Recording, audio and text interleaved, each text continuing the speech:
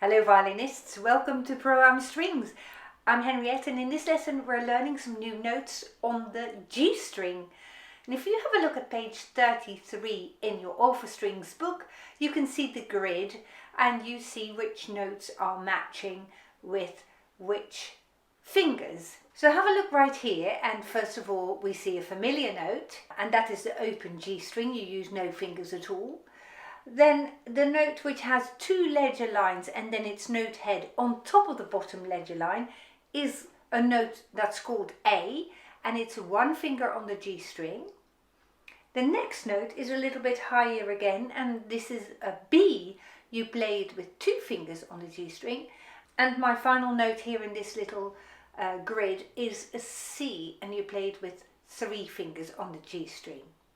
So it's G, A, B, C, and the fingering is 0, 1, 2, 3.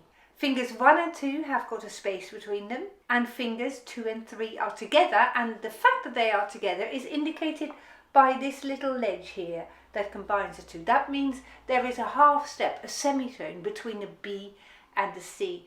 And in music, and you might pick that up today, notes go like the alphabet. So the notes go A, B, C, D, E, F, G, and after G the next note is an A again, and that is why after the open G string the first finger is called A, because we don't use any more letters of the alphabet than the G before we then start the alphabet over again. All the letters of the alphabet except for two are a whole step away, a whole tone apart, except for two, and those two exceptions are B to C, and we come across that here. If you have a piano, you've maybe already observed that between the notes B and C on the piano, these are two white keys and there isn't a black one in between them, so those two are immediately next to one another. And that is why on the violin your second and third fingers are together. The other combination of letters, or combination of notes if you like, where there is a semitone is E to F, and you might pick that up now, and we will use that knowledge a little bit later. So now let's play those notes, shall we? So as always I'm going to play super slow, and I'm going to start on an open G string, but I have my fingers ready, so I'm checking over my finger line, I'm checking over my thumb. My thumb's just peeking over the edge, and I'm also checking over that I'm pushing my wrist out really nicely. So let's play a very long G. Now place your first finger on the G string. Here comes your second finger. And your third finger. And there you have G, A, B, C, and you can see that my second and third fingers are close together on the string. Let's play exercise 111 next. And here we have the same notes, and we play them in the same order. We're going up to the C, the third finger, and then we'll take our fingers away again. 3, 4.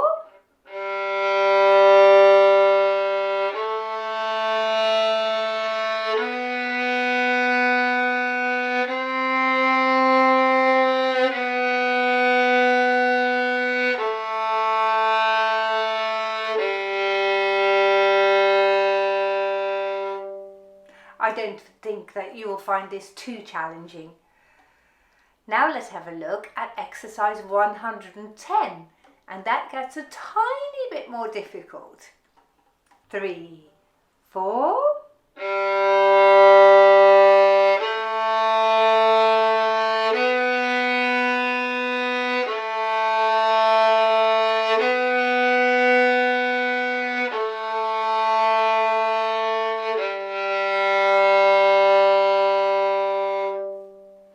Amazing. Of course, when you play notes on the G string, you use the same principle of your left hand technique as on the other strings. The difference here is that your left elbow comes a little bit further under the violin. And to practice your left elbow, I'd like us to extend this exercise a little bit more, and I'm going to go to the fourth finger as well, because we might as well give that little pinky the opportunity to start developing its strength at the same time.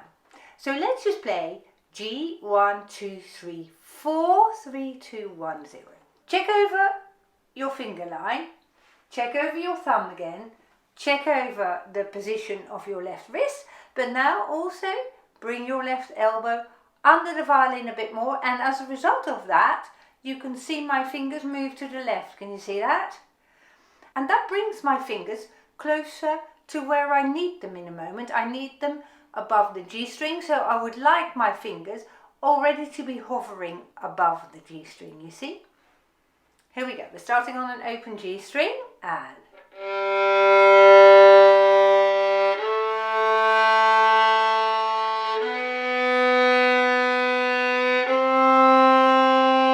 soften your hand now. There you go.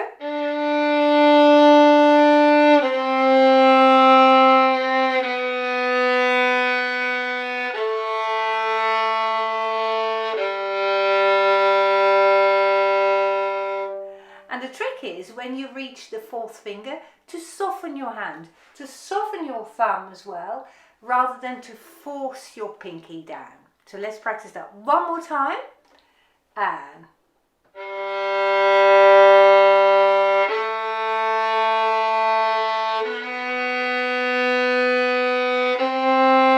here it comes.